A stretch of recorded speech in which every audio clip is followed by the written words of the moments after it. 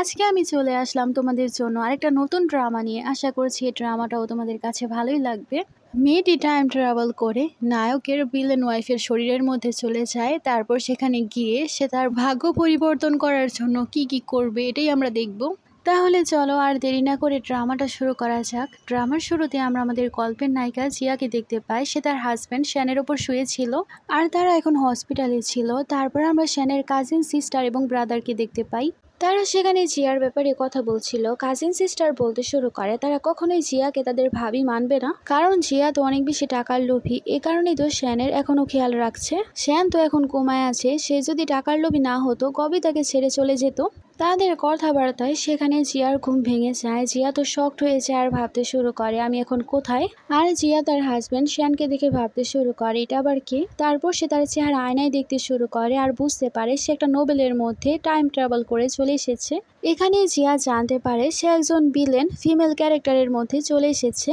তার বিয়ে শ্যানের সাথে হয়ে গিয়েছিল, যে কিনা এই গল্পের নায়ক। শ্যান অনেক বড় কোম্পানির একজন সিইও আর সে অনেক বেশি ধনী। শ্যানের একদিন অনেক বড় একটা অ্যাক্সিডেন্ট হয়ে যায়, তারপর সে কোমায় চলে গিয়েছিল।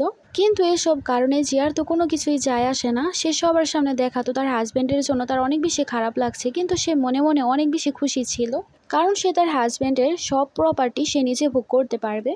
তারপর সে তার হাজব্যান্ডের কাজিন হানকে ডেট করতে শুরু করে, কারণ সে তার স্কুলের ক্রাশ ছিল। কিন্তু হান তো সে প্রপার্টি হাতানোর জন্য তার সাথে ভালোবাসার অভিনয় করেছিল। প্রপার্টির ডকুমেন্টের মধ্যে যখন জিয়া সাইন করে দেয় তখন সে তার আসল রূপ দেখায়। সে জিয়াকে দূরে সরিয়ে দেয় আর বলে আমি শুধু তোমাকে ইউজ করছিলাম প্রপার্টি নেওয়ার জন্য। তারপর সে জিয়াকে মেরে ফেলে। এরকম ভাবে জিয়া অনেক খারাপভাবে মরে। জিয়া বলতে শুরু করে এখন আমি বুঝতে পারছি আমি জিয়ার শরীরের মধ্যে চলে এসেছি আর আমার হাজব্যান্ড এই শহরের সব থেকে বড় লোক মিস্টার শ্যান। এটা তো অনেক ভালো একটা ব্যাপার, আমি তো অনেক বেশি বড় লোক হয়ে গেছি। এটা তো আমার অনেক ভালো একটা ভাগ্য। আমার তো বিশ্বাসই হচ্ছে না আমি এত ভাগ্যবতী হয়ে গেছি। তখনই সে বাইরে থেকে কাজিনের আওয়াজ শুনতে পায়। কাজিন বলছিল আমাদের চোখে জিয়া বাইরের মানুষ, তাকে যে কোনোভাবে বাড়ি থেকে বের করতে হবে। আমাদের পরিবার থেকে আমি তাকে বের করেই ছাড়বো। জিয়া ভাবতে শুরু করে এখন মাত্র আমি মেয়ের শরীরে এসেছি আর আমি অনেক ভাগ্যবতী হয়ে গিয়েছিলাম, কিন্তু সে আমাকে এখান থেকে বের করতে চাইছে।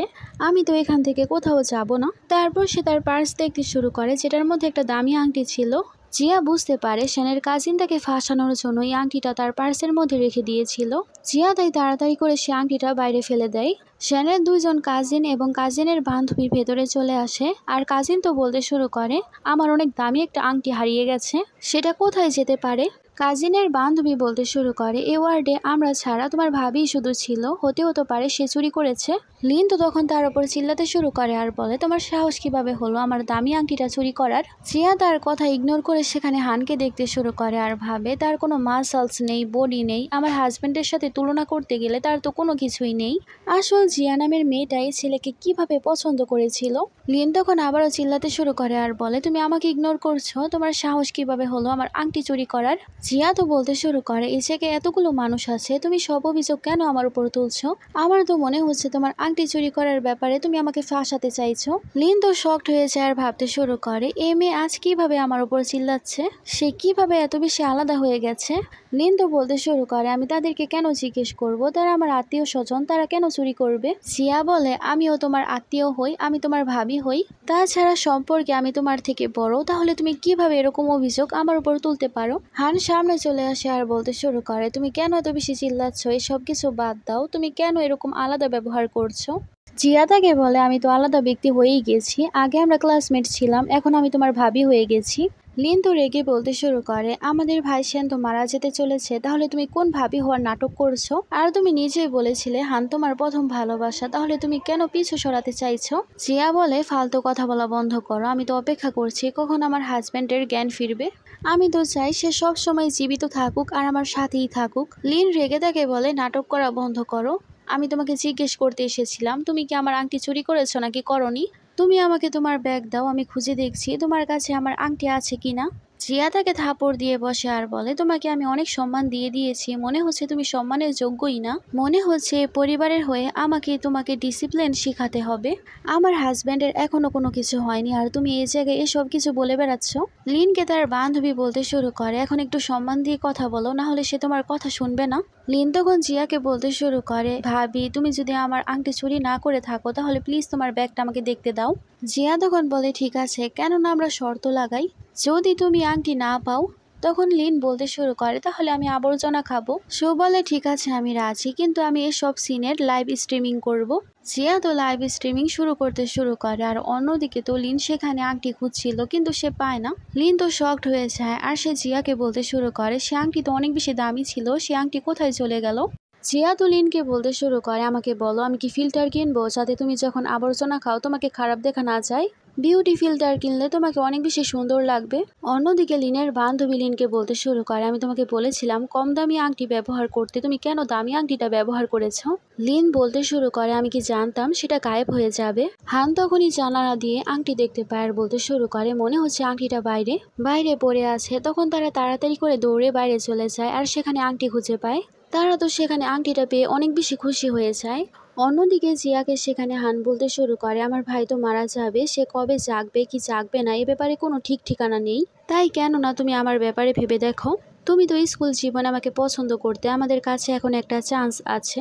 জিয়া তো বলতে শুরু করে, তোমার থেকে ভালো আমার হাজব্যান্ড। আর সে তার হাজব্যান্ডকে টাচ করতে শুরু করে আর বলে, সে কোমায় আছে বলে কি হয়েছে। জিয়া শানকে টাচ করছিল, সে বুঝতে পারে হয়তো সে নড়াচড়া করেছে। হানকে সে পাত্তা দেয় না, এই কারণে সে চলে যায়। আর সেখানে আমাদের নায়িকা ভাবতে শুরু করে শ্যান কি কোমায় থাকার নাটক করছে, কিন্তু তখনই সেখানে অ্যাসিস্ট্যান্ট চলে আসে আর রিপোর্ট দিতে শুরু করে, যেখানে লেখা ছিল তার হাজব্যান্ড সত্যিই কোমায়। জিয়া ভাবতে শুরু করে, তার তো অনেক বেশি লোকসান হয়ে গেল, তো সুন্দর চেহারা নিয়ে এখন সারাদিন শুয়ে থাকতে হবে। জিয়া ভাবে শ্যানের ভাই বোনের শ্যান ছাড়ার কেউই নেই, তাই সে শ্যানের বদলে তাদের দেখাশোনা করবে। জিয়া তারপর যেতে শুরু করে, যাওয়ার আগে সে তাকে আই লাভ ইউ বলে আর বলে, হাজব্যান্ড আমি কালকে তোমাকে দেখতে আসবো। তারপর সে চলে যায়। তার যাওয়ার সাথে সাথেই শ্যান তখন বসে পড়ে, আর সে তো অনেক বেশি রেগেছিল। অ্যাসিস্ট্যান্ট বলতে শুরু করে, বস আপনি কি আর অভিনয় করবেন না? তখন সে ওয়াশরুম থেকে বাইরে আসে। অ্যাসিস্ট্যান্ট তখন তাকে বলে, এখনো খুঁজে বের করা সম্ভব হয়নি, কি আপনাকে মারার জন্য অ্যাক্সিডেন্ট করিয়েছিল? শ্যান বলে, এই ব্যাপারে ভালোভাবে খোঁজ খবর নেও। অন্যদিকে জিয়া যখন বাড়িতে যায়, এত বড় বাড়ি দেখে সে তো অনেক বেশি খুশি হয়ে যায়। আর সে তার রুমের মধ্যে গিয়ে দামি দামি জামা কাপড় সবকিছু দেখে অনেক বেশি খুশি হচ্ছিল। আর সে তো বলতে শুরু করে তার জীবন কত বেশি সুন্দর হয়ে গেছে। তারপর সে বাথটাবে বসে পড়ে আর সেখানে বসে ড্রিঙ্ক করতে শুরু করে। আর সে বসে বসে ভাবতে শুরু করে, ধনী লোকেরা এরকম ভাবে জীবনকে এনজয় করে। অন্যদিকে শ্যান তো সেখানে ক্যামেরার মাধ্যমে সবকিছুই দেখছিল।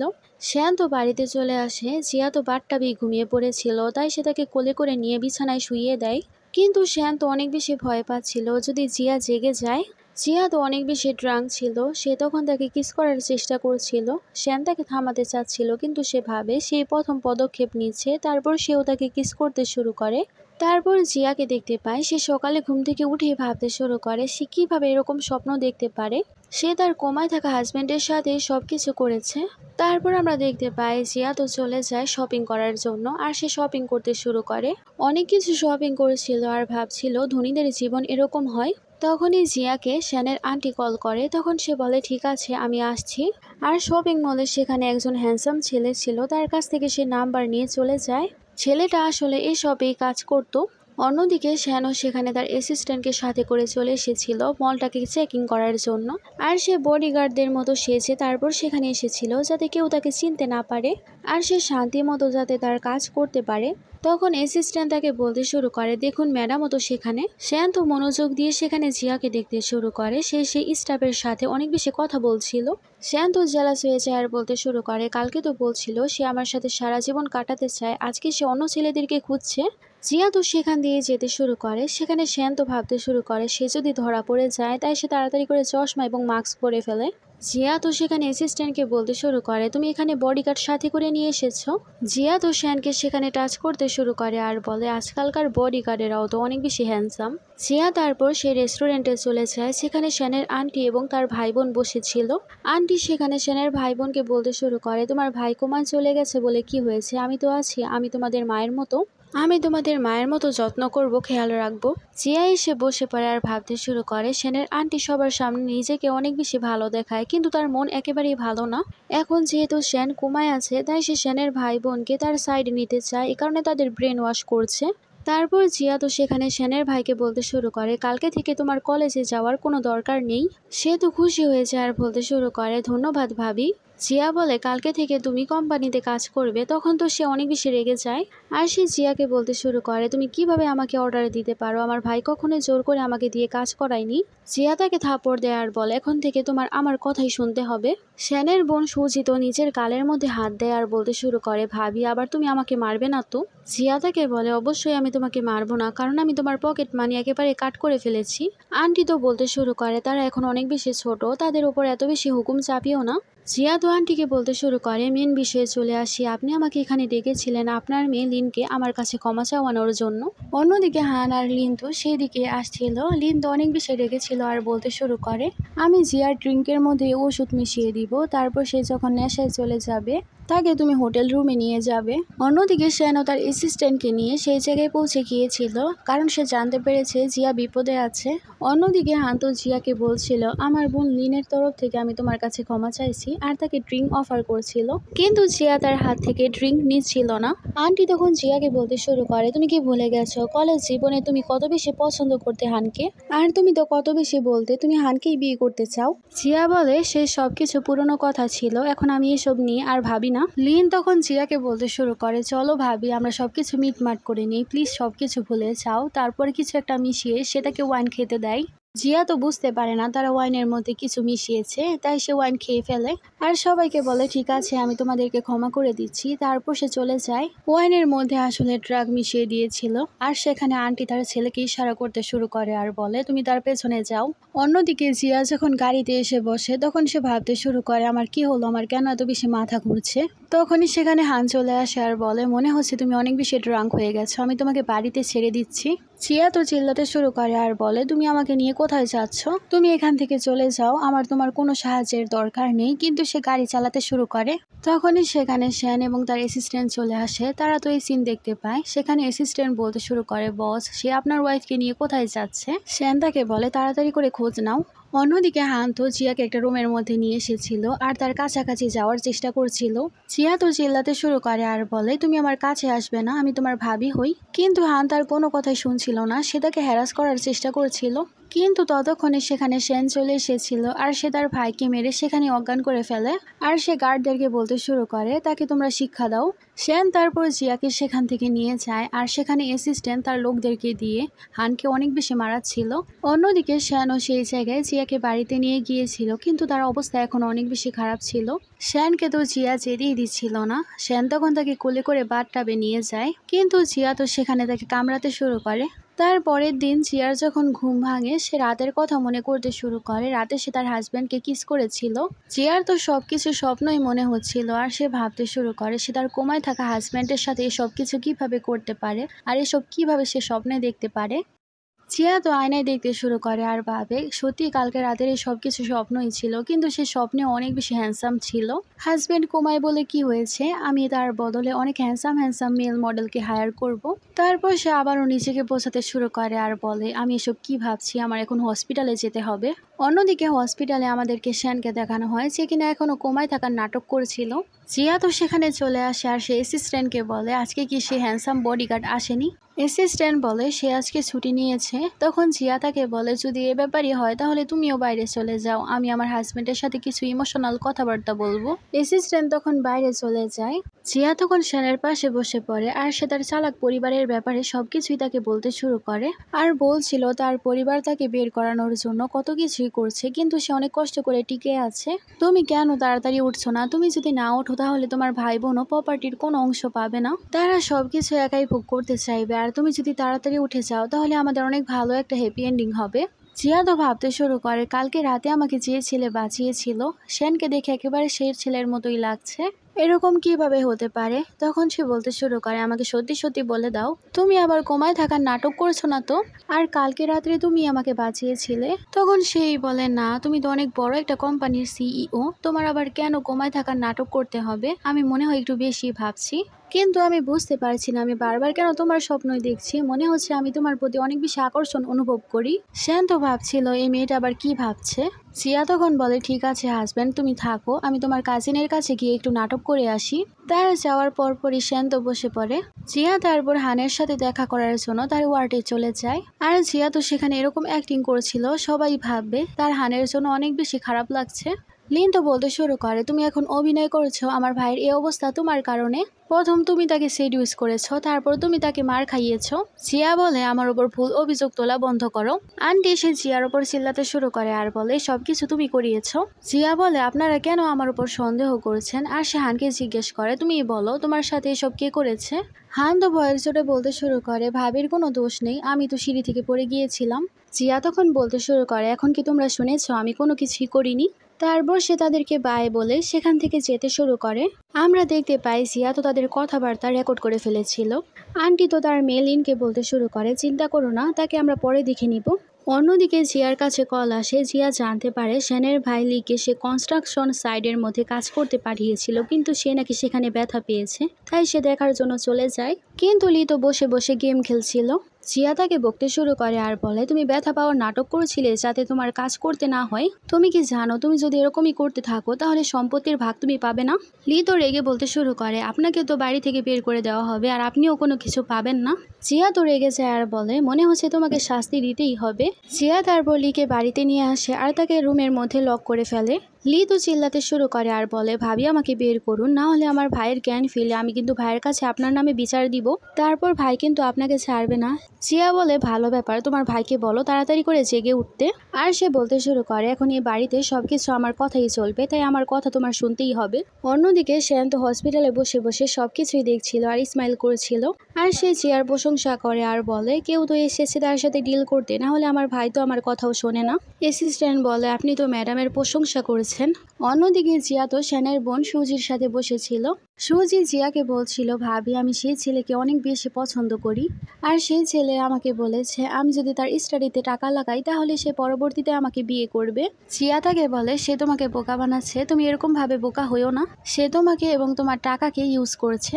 জিয়া তারপর সুজিকে নিয়ে গাড়ি করে কোথাও যাচ্ছিল আর তাকে বলছিল, তোমার ভাবি আজকে তোমাকে সেই ছেলের আসল রূপ দেখাবে আর তুমি জানতে পেরে যাবে সে একটা চিটার। সুজি বলতে শুরু করে, ভাবি আপনি তার ব্যাপারে জানেন না, সে খারাপ না, সে অনেক ভালো একজন ছেলে, সে কখনো এরকম করতে পারে না। জিয়া বলে, তুমি এখনই সব দেখতে পাবে। জিয়া তাকে একটা হোটেলের বাইরে নিয়ে যায়, যেখানে সেই ছেলে একটা মেয়ের সাথে হোটেল থেকে বের হচ্ছিল।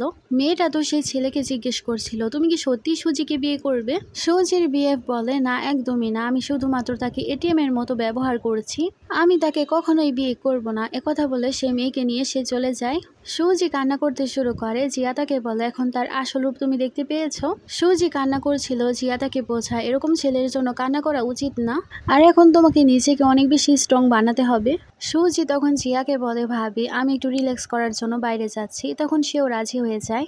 অন্যদিকে আন্টি আর লিন সেখানে জিয়াকে দেখছিল। আন্টি তো বলতে শুরু করে, কিছু একটা করো যাতে তাকে এই বাড়ি থেকে বের করা যায়। লিন তার মাকে বলে, মা একেবারেই চিন্তা করো না, আমার কাছে ভালো একটা বুদ্ধি আছে। অন্যদিকে জিয়া যখন শপিং করার জন্য গিয়েছিল সেখানে সে সেলসম্যান চলে আসে, যার নাম্বার আগেরবার জিয়া নিয়েছিল।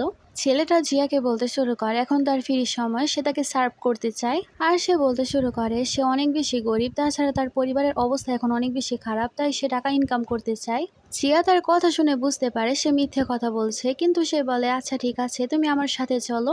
জিয়া তারপর সেই ছেলেকে নিয়ে চলে যাচ্ছিল। এই সব কিছু আবার শ্যান দেখতে পায় আর ভাবছিল সে কি সত্যিই ভাবছে আমি মারা গিয়েছি। জিয়া তারপর সেই ছেলেকে তার গাড়িতে করে নিয়ে যাচ্ছিল। পেছন থেকে অ্যাসিস্ট্যান্ট এবং শ্যানও আসছিল। পিছু করতে করতে তারা বাড়ির বাইরে চলে এসেছিল। অ্যাসিস্ট্যান্ট তো শ্যানকে বলতে শুরু করে, দেখুন ম্যাডাম তো ঘরের রুমের বাতিও বন্ধ করে দিয়েছে, আমি যাচ্ছি প্রতিশোধ নিতে।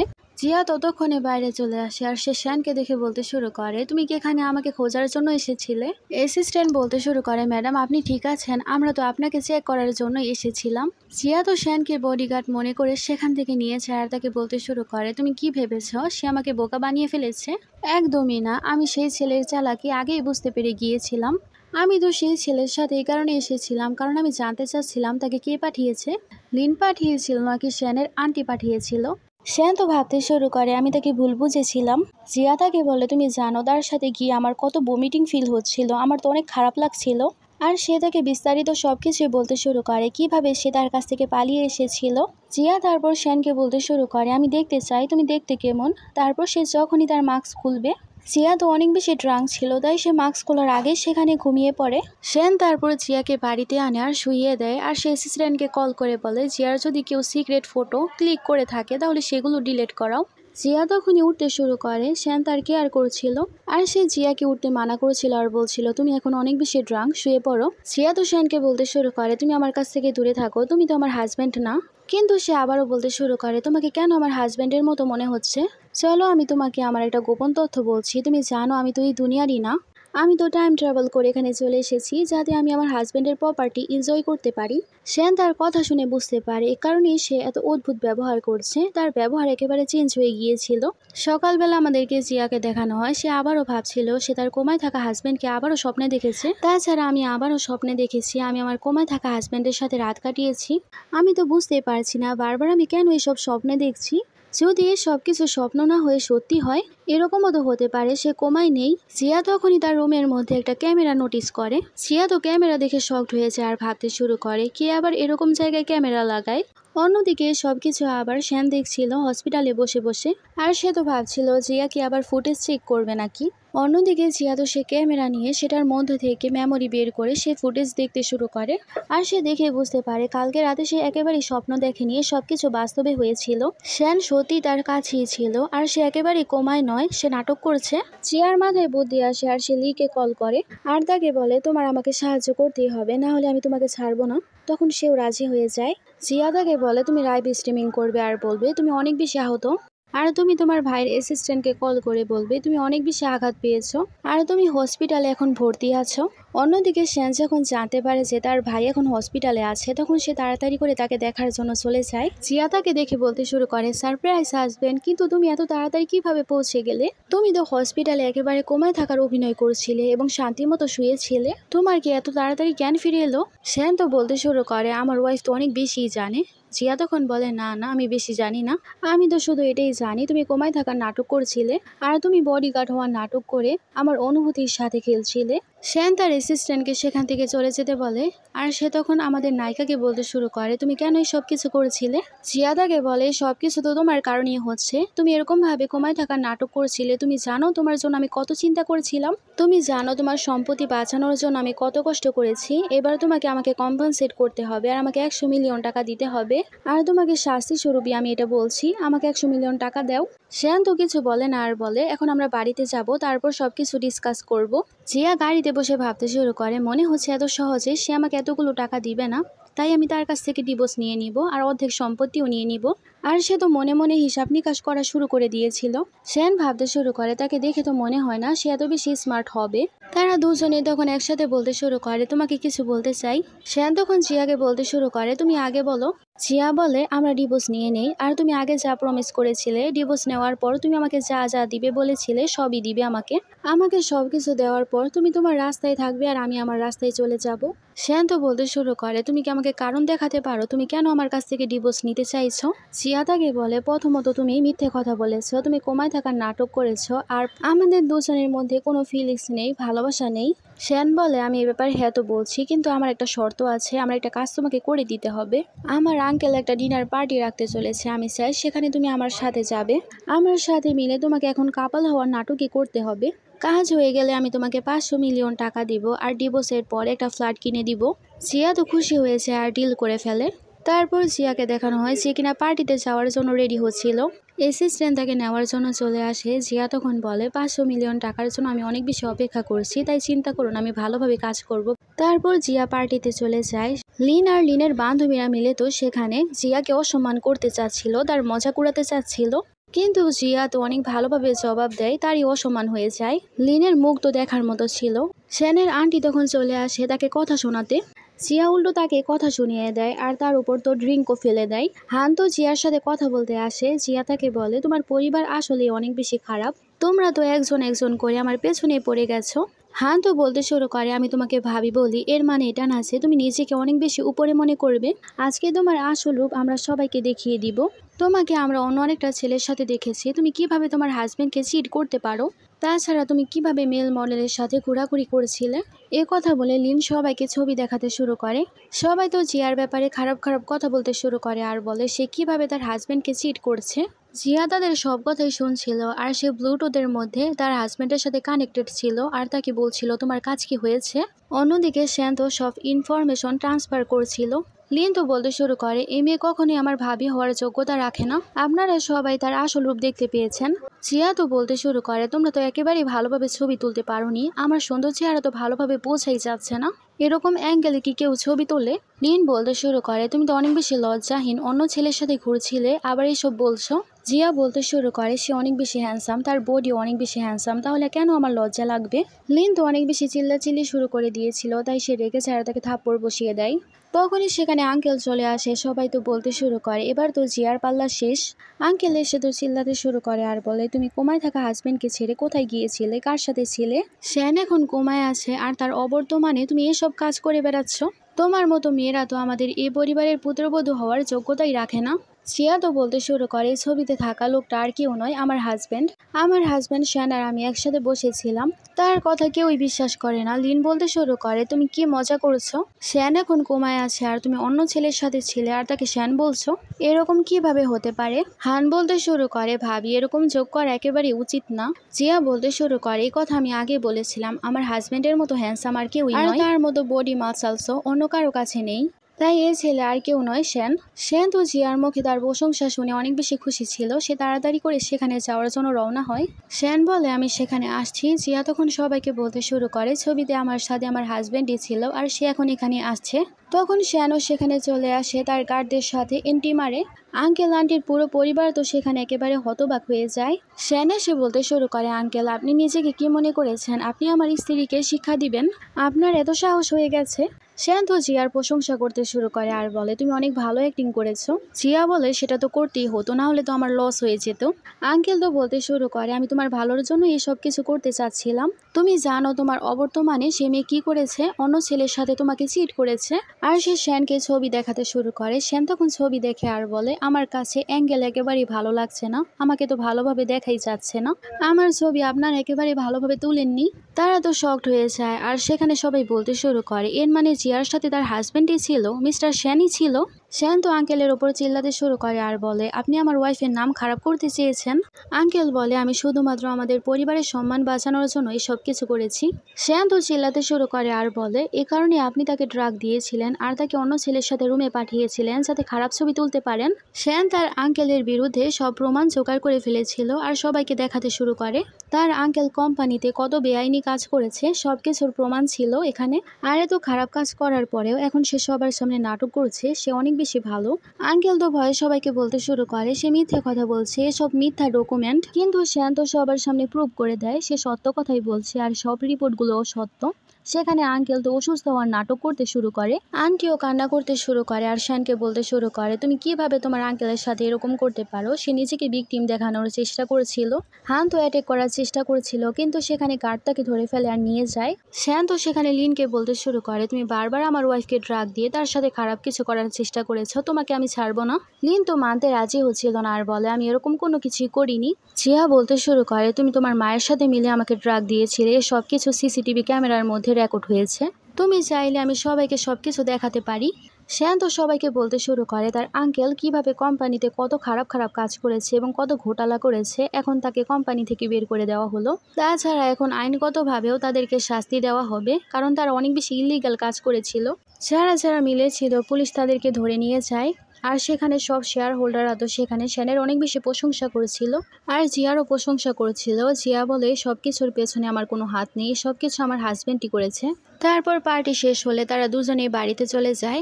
জিয়া তো বাড়িতে ডিভোর্স পেপার নিয়ে অনেক বেশি খুশি হচ্ছিল আর সে খুশি হয়ে ভাবছিল সে তাড়াতাড়ি আমাকে ডিভোর্স দিয়ে দিক, তারপর 500 মিলিয়ন টাকা আমার। আমি তো অনেক বেশি এক্সাইটেড হয়ে যাচ্ছি। তারপর সে নিজেকে শান্ত করে আর শ্যানের কাছে চলে যায়। শ্যান তাকে দেখে তো অনেক বেশি খুশি হচ্ছিল আর ভাবছিল কিভাবে সে তার প্রশংসা করছিল। আর সে তো জিয়াকে জিজ্ঞেস করে, ওয়াইফ তোমার কি কাজ? জিয়া তাকে খুশি হয়ে বলতে শুরু করে, আমি তো এখানে ডিভোর্স পেপারে সাইন করানোর জন্য এসেছি। শ্যান তো অনেক বেশি রেগে যায় আর সে পেপার ফেলে দেয় আর বলে, তুমি এত জলদি কেন ডিভোর্স নিতে চাচ্ছ? জিয়া তাকে বলে, তুমি কি ভুলে গেছো আমাদের মধ্যে ডিল হয়েছিল আর আমরা কন্ট্রাক্টও সাইন করে ফেলেছিলাম, এখন তুমি তাড়াতাড়ি করে আমাকে ডিভোর্স দাও আর যা শর্ত হয়েছিল সে সব কিছু আমাকে দাও, 500 মিলিয়ন টাকা আর একটা ফ্ল্যাট। তাছাড়া তুমি তো মিস্টার সেন, তুমি কখনই তোমার কথা থেকে উল্টাবে না। সেন তো অনেক বেশি রেগে যায় আর ভাবে সে তো আমার ফিলিংসের কথা ভাবছেই না। আর সে তাকে বলে কালকে 9টার দিকে ডিভোর্স নেওয়ার জন্য কোর্টে চলে এসো, আমরা সেখানে ডিভোর্স সার্টিফিকেট নিয়ে নিব। সেখানে তো জিয়া অনেক বেশি খুশি হয়ে যায়। তারপরে সিনে আমরা দেখতে পাই সে তো আগে কোর্টের বাইরে গিয়ে অপেক্ষা করছিল কখন সেন আসবে। সেন তো চলে আসে। জিয়া তখন বলতে শুরু করে তাড়াতাড়ি চলো, আমরা তাড়াতাড়ি করে ডিভোর্স সার্টিফিকেট নিয়ে নেই। সেনকে দেখেই বোঝা যাচ্ছিল সে ডিভোর্স নিতে চাচ্ছিল না। সেন তো ভাবছিল সে কেন ডিভোর্স নেওয়ার জন্য এত বেশি এক্সাইটেড। তারপর তাদের নাম্বার আসলে তারা দুজনে গিয়ে ডিভোর্স ফাইল করে। মেয়েটি বলতে শুরু করে আপনাদের কাছে আরও 1 মাস সময় আছে, 1 মাস পর ডিভোর্স সার্টিফিকেট দেওয়া হবে। অন্যদিকে সেন বসেছিল। কিছুক্ষণ পর তার ভাই আসে আর বলে ভাবি একটা প্রজেক্ট ব্যাংক কেনার কথা ভেবেছে, আর সে বলেছে সে 30 দিন পর সেটা কিনবে। ভাই আপনার কি মনে হয় সে কেন 30 দিনের অপেক্ষা করছে? সেন তাকে বলে কারণ তোমার ভাবি আমাকে ডিভোর্স দেওয়ার কথা ভেবেছে। 30 দিন পর আমাদের ডিভোর্সের প্রসিডিউর সবকিছু কমপ্লিট হয়ে যাবে, আর আমি তোমার ভাবিকে প্রমিস করেছিলাম ডিভোর্সের পরে আমি তাকে 500 মিলিয়ন টাকা দিব। অন্যদিকে সেনের তো অনেক বেশি খারাপ লাগছিল কারণ জিয়া তাকে ছেড়ে যাওয়ার জন্য অনেক বেশি ইচ্ছুক। লি তো বলতে শুরু করে ভাই আপনি ভাবির কাছ থেকে ডিভোর্স নিতে পারেন না, সে তো অনেক বেশি ভালো। অন্যদিকে জিয়া তো অপেক্ষা করেছিল কবে 30 দিন হবে, আর সে ভাবতে শুরু করে এতদিনে কেন না আমি একটা মেল মডেল কিনে নেই। তারপর সে দেখতে শুরু করে মেল মডেল, কিন্তু তার একটাও ভালো লাগছিল না আর বলছিল সেনের থেকে হ্যান্ডসাম তো কেউই নয়। তখনই সেন বাইরে থেকে চলে আসে। জিয়া তাকে বলে তুমি এখানে। সেন তো জিয়াকে বলে তুমি কি সত্যি আমার কাছ থেকে দূরে থাকার কথা ভাবছো? আমাদের তো এখনো পুরোপুরি ডিভোর্স হয়নি, কেন না আমরা এখন একসাথে থাকি। কিন্তু জিয়া তাকে বলে এখন আমাদের ডিভোর্স হয়ে যাবে, তাই দূরে দূরে থাকাই ভালো। কিন্তু আমাদের হিরো বারবার তাকে মানাতে শুরু করে আর বলে প্লিজ আমাকে ডিভোর্স দিও না, এখনো আমি তোমাকে 500 মিলিয়ন টাকা দিতে রাজি। জিয়া তো যেতে শুরু করে আর বলে আমি এখন একটা কোম্পানি কিনতে যাচ্ছি আর অনেক শপিং করব। তারপর জিয়াকে দেখানো হয় যে কিনা শপিং করছিল। অন্যদিকে সেন তো জিয়ার কথাই ভাবছিল আর অ্যাসিস্ট্যান্টকে বলছিল সে কেন আমার উপর একেবারেই মনোযোগ দিচ্ছে না, তার হঠাৎ করে কি হয়ে গেছে।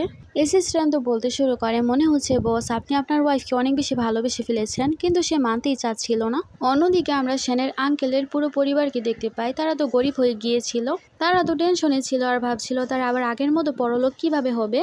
অন্যদিকে সেনের কাছে তার ভাই বোন এসেছিল আর তাকে বলছিল তাকে যে কোনোভাবেই তার ভাবির মনে জায়গা করতে হবে। আর সেখানে সেনকে বলছিল ভাই আমি জানি ভাবিকে তুমি অনেক বেশি পছন্দ করো, কিন্তু স্বীকার করতে চাইছো না। সেন তখন স্বীকার করে। তারপর সে তার ভাই বোনের সাথে মিলে প্ল্যান করতে শুরু করে কিভাবে সে জিয়ার মনে জায়গা করবে। সেন তার ভাই বোনের কথা মতো সবকিছু করতে শুরু করে, তাকে ফুল দেওয়া থেকে শুরু করে সবকিছুই। কিন্তু জিয়া এখনো তাকে সম্পূর্ণভাবে মনোযোগ দিচ্ছিল না। সেখানে আমাদের হিরো তো অনেক বেশি স্যাড ছিল। তারা তো প্ল্যান করে সেনের পুরনো বান্ধবীকে নিয়ে এসেছিল। সেন বারবার তার বান্ধবীর সাথে ডেটে যেত, এখানে ওখানে যেত। আমাদের নায়িকা তো অনেক বেশি জেলাস হয়ে যায়। তারপর অবশেষে জেলাস হয়ে সে সবকিছু কনফেস করে আর বলে সেও সেনকে পছন্দ করে। এখানে আমরা জানতে পারি এই সব কিছু তো হানের ভাই বোনের প্ল্যান ছিল, আর সেখানে সে বান্ধবীকে নিয়ে এসেছিল। সেখানে মেয়েটা তো বলতে শুরু করে দেখো তোমাদের প্ল্যান আমি কমপ্লিট করে ফেলেছি, এখন আমাকে ট্রিট দাও।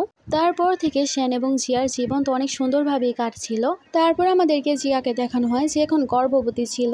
সে আর সেন তো অনেক বেশি খুশি ছিল। সেখানে লিন এবং আন্টি চলে আসে আর তাদের কাছে কিছু টাকা চাচ্ছিল, আর তারা তো সেখানে বাচ্চা হওয়ার খুশিতে উপহারও চাচ্ছিল। জিয়া তখন সে উপহার তাদেরকে দিয়ে দেয় আর অনেকগুলো টাকা পয়সা দেয়। আন্টি আর লিন তো অনেক বেশি খুশি হয়ে যায়। জিয়া সেনকে বলতে শুরু করে আমরা তাদের জন্য এতটুকু তো করতেই পারি, আর কিছু দিতে পারি আর না পারি কিছু টাকা পয়সা আমরা তাদেরকে দিতেই পারি। সেনও তো রাজি হয়ে যায়। এরকম ভাবেই ডেলিভারির সময় চলে আসে। তারপর তাকে হসপিটালে নিয়ে যাওয়া হয়। তারপর আমরা জানতে পারি তাদের একটা ফুটফুটে বাচ্চা হয়েছে। সেন তো তাদের বাচ্চাকে নিয়ে তাড়াতাড়ি চলে যায় জিয়ার কাছে আর তার ফরহেডে কিস করে। এখানে আমাদের এই ড্রামাটার হ্যাপি এন্ডিং হয়ে যায়। তোমাদের কাছে এই টাইম ট্রাভেল ড্রামাটা কেমন লাগলো আমাকে জানাবে। Thanks for watching.